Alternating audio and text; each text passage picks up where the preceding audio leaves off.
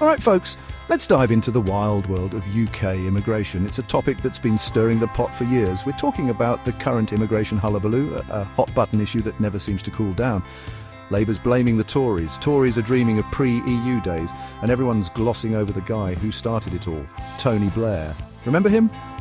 The cheerful bloke who loved a good war and flung open the UK's doors wider than a hen party in Ibiza. His policies changed the face of the nation. Now, I'm not saying Blair had bad intentions. He had a vision. He dreamed of a multicultural utopia, a vibrant mix of cultures, where everyone could live in harmony.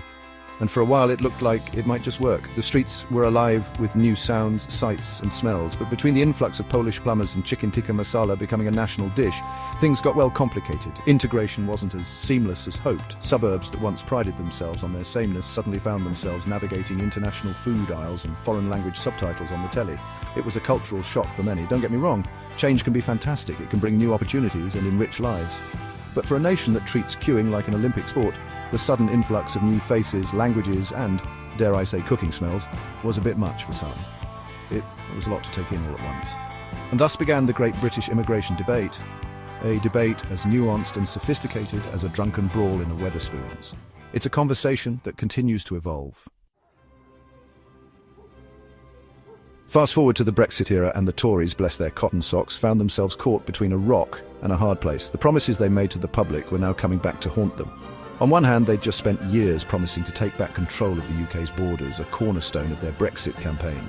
On the other hand, the economy relied heavily on immigrant labour, from construction sites to farms and restaurant kitchens.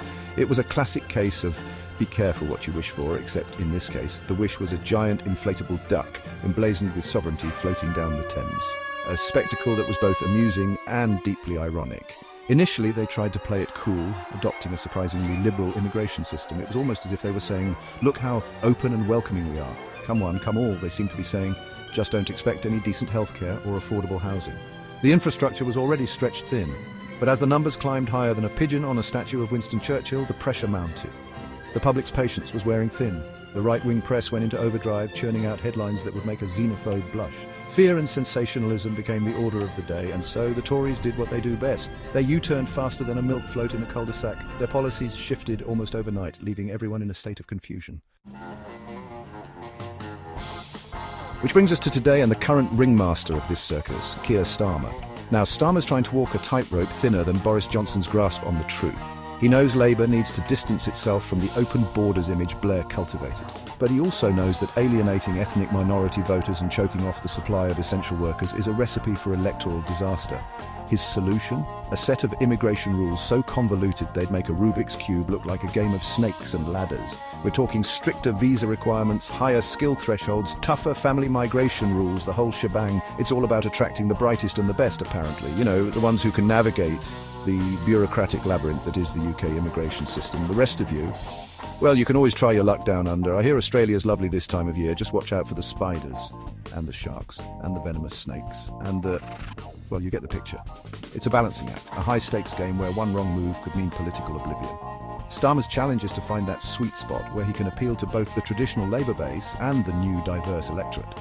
It's a tightrope walk that will define his leadership and the future of Labour in Britain.